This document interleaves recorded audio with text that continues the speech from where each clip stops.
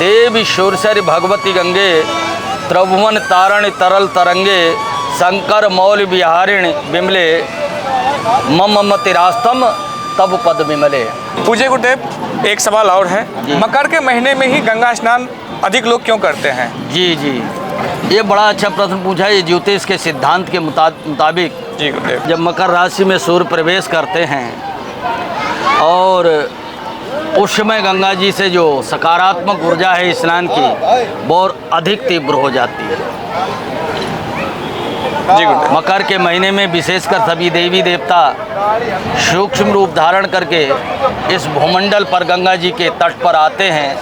कीड़े हों, मकोड़े हों, पशु पक्षी के रूप में, ऋषियों, गंधर्वों इत्यादि के रूप में वो यहाँ स्नान करने आते हैं। और इसी समय अध्यात्म की जो ऊर्जा इकट्ठी करने वाले लोग हैं, अध्यात्म की शक्ति इकट्ठी करने वाले जो योगी जन, सिद्ध जन या गृहस्थी भी वो यहाँ आकर के कल्पवास करते हैं। तो सूर्य जब मकर में पड़ता तो उससे जो किरणें गंगा जी में पड़ती हैं तो मनुष्य जीवन नहीं बल्कि प्राणी मात्र के लिए, सबके लिए हाई सकारात्मक ऊर्जा का संचार करते हैं, जिसके उनका जीवन कल्याणकारी और मंगलकारी होता।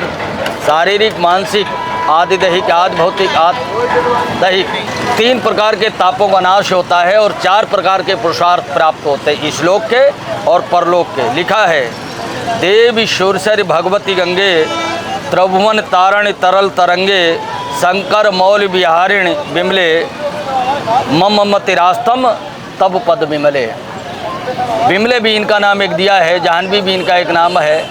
और इनके स्नान और दर्शन मात्र से आपके कई जन्मों के पाप नष्ट हो जाते हैं और पुण्य संचित होता है, अर्थात नकारात्मक ऊर्जा का अंत होता है और सकारात्मक ऊर्जा का संचारण होता है। पूज्य गुरुदेव, माघ महीने में गंगा स्नान का विशेष क्यों?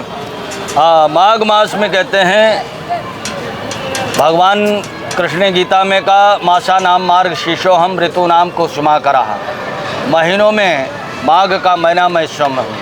पौष का महीना खरमास आता है जब धनु राशि में सूर्य होते हैं, और उसके बाद मकर राशि में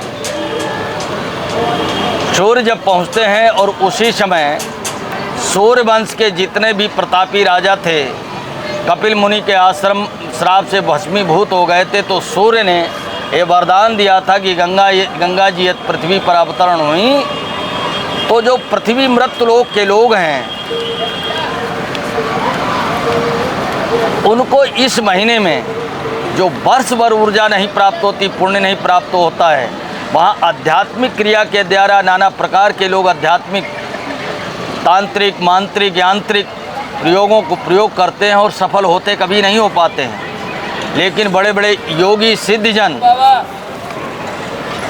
सिद्धजन भी हिमालय की कंदराओं को छोड़ करके मकर के माह के महीने में यहाँ आते। गृहस्थी भी दान पुण्य करने के लिए ये गंगा जी के तट पे बैठे हुए गंगा पुत्र कहे जाते हैं। इनका इसी महीने में दान लेने का विशेष समय बना होता है। तो गृहस्थी यहाँ करके गंगा तट पे स्नान करते हैं, कोई सत्यनारायण की व्रत कथा करते हैं, बड़े बड़े यज्ञ आदि अनुष्ठानों को करते हैं। भौतिक जीवन को कितना मंगलकारी, कल्याणकारी बनाया जाए, तो ये माघ के महीने में गंगा जी का स्नान और गंगा जी का दर्शन, गंगा जी के तट पर आध्यात्मिक क्रिया करना, दान पुण्य, भोजन भंडारा इत्यादि कराना, ये वर्ष भर के समय से कहीं अत्यधिक ताकतवर और शक्तिवर बन जाता है। धन्यवाद। पूज्य गुरुदेव, एक बड़ी सवाल है, गंगा की उत्पत्ति कहाँ से? गंगा की उत्पत्ति मैंने बताया नहीं अभी आपसे, भगवान विष्णु के चरणों से गंगा की उत्पत्ति हुई। ब्रह्मा जी ने उनके चरणों को धोया और चरणामृत अपने कमंडल में जो लिया वही गंगा जी की हुई, इसलिए इनका एक नाम जाह्नवी भी है।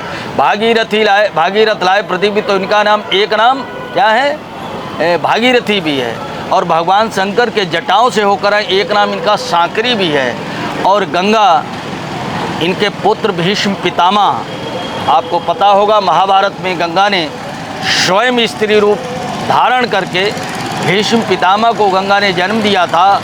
और यही भीष्म पितामह महाभारत के 18 दिन के युद्ध में 12 दिन तक अकेले यही युद्ध करते रहे। इतना प्रतापी ब्रह्मचारी इस धरातल पर गंगा जी के पुत्र भीष्म पितामही जैसा कोई हुआ ही नहीं।